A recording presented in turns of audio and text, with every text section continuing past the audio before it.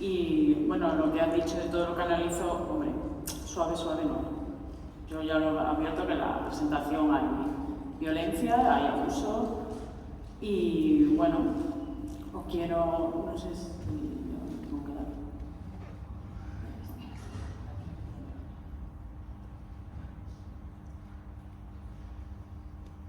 Hablando un poco con Ruth, ¿no?, sobre cómo plantear el tema de la mesa, le comenté que bueno, mi especialidad era un poco hacer análisis de cómo son los entornos deportivos, de cómo son los sistemas deportivos, entenderlo y de ahí sacar datos de por qué se produce esa violencia y qué consecuencias tiene para la víctima. Entonces, bueno, os traigo dos casos de estudio, uno el de la gimnasia estadounidense y otro un caso que real en España. Para romper así un poco el hielo, estoy como me gustaría... abajo, vale. Me gustaría que de los que estáis en la sala, ¿cuántos conocéis a las dos personas que están en pantalla? Fenomenal.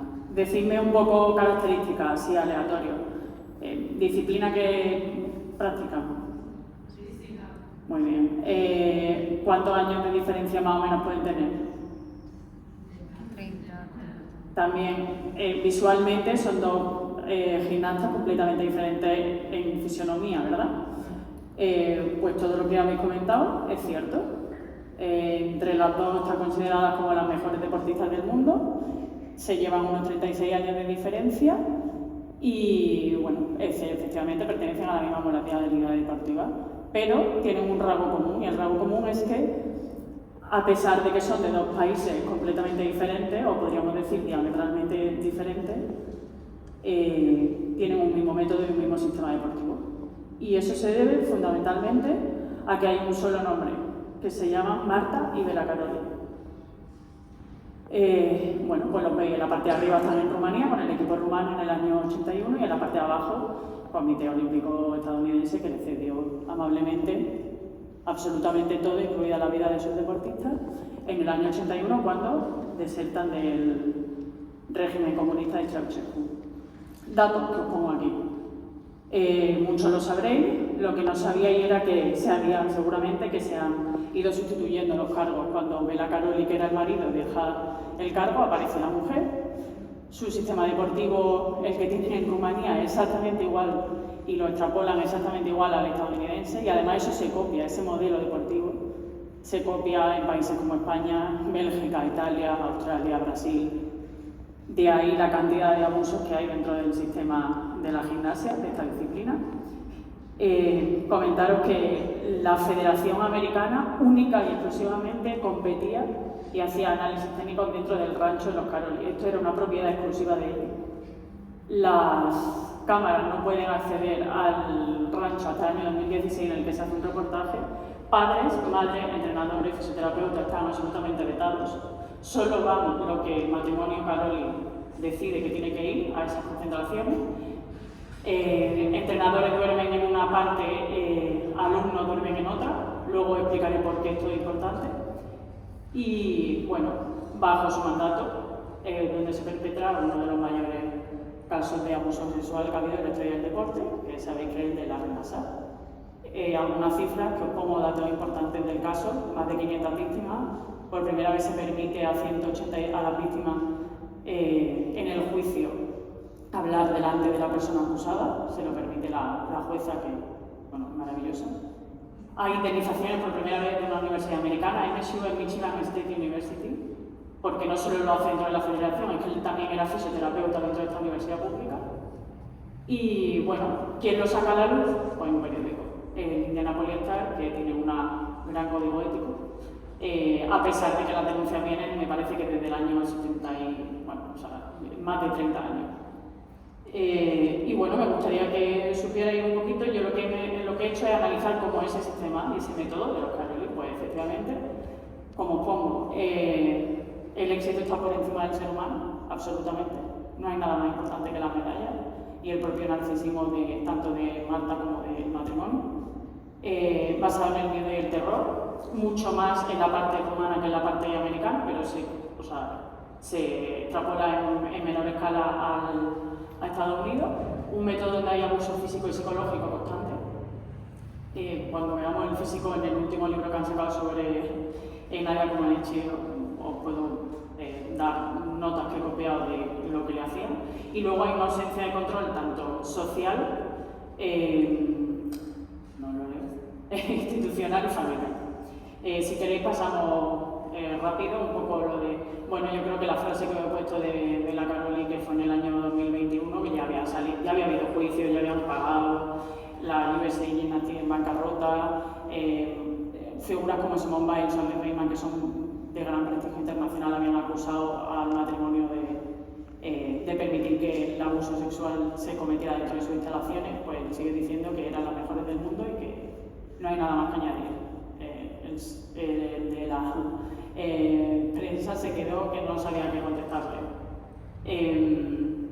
Efectivamente, eso también pasa por el miedo, el terror. ¿Y por qué os contaba lo del rancho? Porque una de las partes en las que ellos se centran es los facilitadores que permiten que eso se siga perpetrando dentro del sistema, pero aparte el aislamiento. Hemos dicho, todo el rato se ha dicho, ¿no?, que el deporte es público. En este caso se hace privado, y cuando se hace privado, al no tener acceso ese control social o ese control institucional, ¿qué pasa? Que se produce el abuso. Os pongo en un puntito dónde está el rancho y para que veáis los distintos tics son de dónde vienen las gimnastas y la distancia que hay. O sea, daros cuenta que Estados Unidos es casi más grande que Europa en extensión territorial. Hay una obediencia absoluta y extrema a lo que ellos nos dicen, de tal manera que incluso me parece que fue la entrenadora de Simone Biles, no quería mandarla al rancho porque sabía cómo era el sistema y el método deportivo que utilizaban y no quería que tuviera tasa de abandono altísima, que esa será una de las consecuencias que luego explicaré. Y eso va unido también a un abuso físico y psicológico. Yo creo que esta imagen la conoce todo el mundo, es que Rick Strass, en la final del año 96, que le obligó a hacer el salto con la pierna rota, le salió bien, gracias a Dios, pero bueno, se podía haber quedado en silla de ruedas para toda su vida o no recuperar la motricidad. Hay castigo físico. En el caso de la rumana, pues había tortas, palizas, bueno, absolutamente de todo lo que podáis imaginar. Pasaban hambruna, en el libro se cuenta, y lo sabemos por compañeras que estuvieron en Moscú 80, que no les daban de beber agua en los entrenamientos y bebían agua del váter a escondidas en la Olimpiada, de ese tipo de abuso. Y luego hay negligencia médica, claro, porque si a ti te obligan a entrenar, o sea, si a ti te obligan en una Olimpiada a competir así, ¿quién no te obligará en un entrenamiento donde no hay cámara y donde no hay ningún tipo de control, ningún tipo de control? Y luego en la parte de control social, institucional y familiar, yo creo que sí, que es así, que la institución que era la Federación de Gimnasia estadounidense dejó por absolutamente de lado la salud de sus deportistas, no le importó en absoluto, lo único que querían eran medallas, reconocimiento y convertirse, como lo fue desde que entraron en el año 80, en la mejor federación de gimnasia artística del mundo. A día de hoy siguen siendo la mejor, no lo vamos a negar. Hay una ceguera social. Bueno, contaban que cuando ellos desertan del régimen de Ceausescu se van a Texas, y antes de llegar a Texas había más de 1.200 madres y padres que querían inscribir a su hijo en el gimnasio en el que iban a ir Marta y Bela Caroli, por encima de cualquier cosa, sin ver la situación en la que dejaron a Nadia Comaneci en el año 81 en Rumanía. Y luego el papel maravilloso de facilitadores y de enablers, como le llaman los americanos, bueno, que permitían que ellos camparan a la ancha dentro de la federación. Ya, lo sé, perdonadme. Ahora quiero que me digáis quién en la sala conoce a este caballero. ¿Nadie? Por Dios, decidme que uno. Por favor. Vale, bueno, pues este señor se llama Torre Paena, del caso Karate, el mayor depredador sexual que ha habido en España en el mundo deportivo.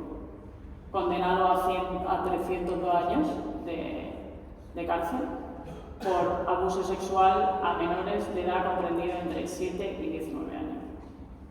Creó una secta que la denominó la secta, bueno, que los medios la denominan la secta del karate.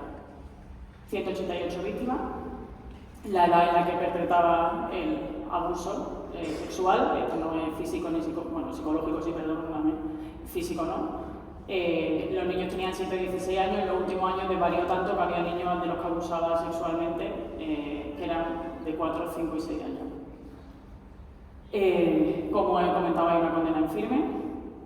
Aquí os pongo un poco. No solo él se valía de su exmujer, Edith Bolo, de la mujer actual cuando lo pillan en el año 2010, María José, no me acuerdo el nombre, María José Ivone, que era una de las profesoras del centro de karate donde él estaba, y José Luis Benítez, que también era otro de los facilitadores, pero no lo condenó.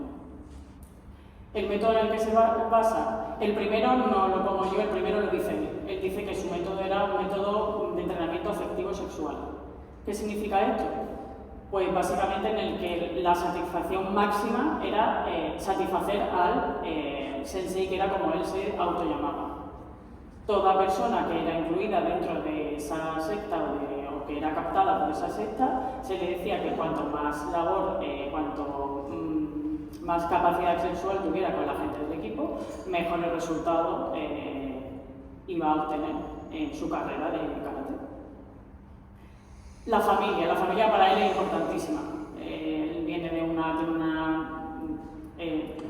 una personalidad muy narcisista, todo lo tenía que controlar él, y él considera solo a unos cuantos elegidos. Yo creo que antes ha salido lo del grooming. Él se dedica durante años, no dicho por mí, sino por los peritos que investigaron el caso karate, a estudiar cómo crear esa secta y perfeccionarla durante años. Estuvo más de 28 años abusando de menores en Las Palmas de Gran Canaria. Se me olvidó decirlo de Las Palmas, que es una localidad bastante pequeña, no es Estados Unidos, un país gigante. La tercera, en el aislamiento, he puesto el mapa. En el norte de la isla está el centro de karate que él tenía, un centro de karate y de ballet, que además alquila un piso del que entraban y salían menores constantemente, y al parecer a nadie le debió de sorprender, y donde se los bajaban en el chalet de Barba, donde se cometían todos los abusos sexuales, orgías, sectas, una barbaridad. Si alguien está interesado, el libro de la secta del karate te lo explica perfectamente, te hace el seguimiento, y nos puede parecer una distancia pequeña, pero he dicho que la edad en la que ha efectuado los abusos sexuales es de 7 a 14 años. Un niño con 7 o 8 años no es capaz de irse desde mitad de la isla hasta el norte de la isla por sí mismo, sino con un adulto. Y finalmente, la ausencia de control social, institucional y familiar en este caso es que él mismo era el presidente de la Federación Canaria de Karate, con lo cual, ¿qué control va a haber si él era Dios? Estuvo allí durante 25 años, pues fantástico todo para mí. Puedo hacer y deshacer lo que me dé la gana. La ceguera social, en el libro salen de muchos padres y madres, el barrio en el que lo hace, un barrio muy pequeñito, muy familiar, muy de vecindario, todos se conocían y hay muchos padres y madres que lo sabían, pero que como él tenía muy buen nombre o nombre dentro del entorno del karate, no se atrevían a manifestar y hacer denuncias. Entonces lo dejaron pasar. Me parece que solo salen en el libro 3 o 4 familias que denuncian, pero claro, si se lo dice al presidente de la federación, pues tampoco que es él, pues no te va a hacer caso. Y luego, imprescindible aquí, el papel de esos captadores. Cómo captan, cómo son capaces de a los chicos a través de, pues, de chantaje emocional, de castigo, de decirle tú se va a cortar tu lectura profesional si no estás dentro de la familia.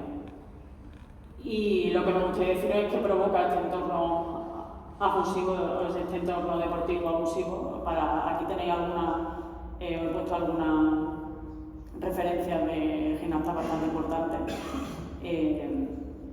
Pues efectivamente, ansiedad, depresión clínica, sentimiento de culpa, pérdida de interés, por supuesto desaparece el rendimiento deportivo y muchos de ellos lo dejan, la tasa de abandono es enorme cuando sufre este tipo de abuso. Impacto sobre las relaciones sociales, cada vez se aíslan más, y finalmente comportamientos autolesivos no solo para el deportista y para ella, y bueno, en el peor de los casos, suicidio. En el caso de la Reina Sar hay 3 personas que se suicidaron, y ahí os dejo lo que dijo la madre en el juicio delante de su abusador. Y yo lo que me pregunto es si seguimos pensando que este tipo de sistema deportivo merece la pena. Ahí tenéis todos los nombres de las víctimas del caso de la Renasa, más las 188 personas que han sufrido abuso en el mundo del cártel. Muchísimas gracias.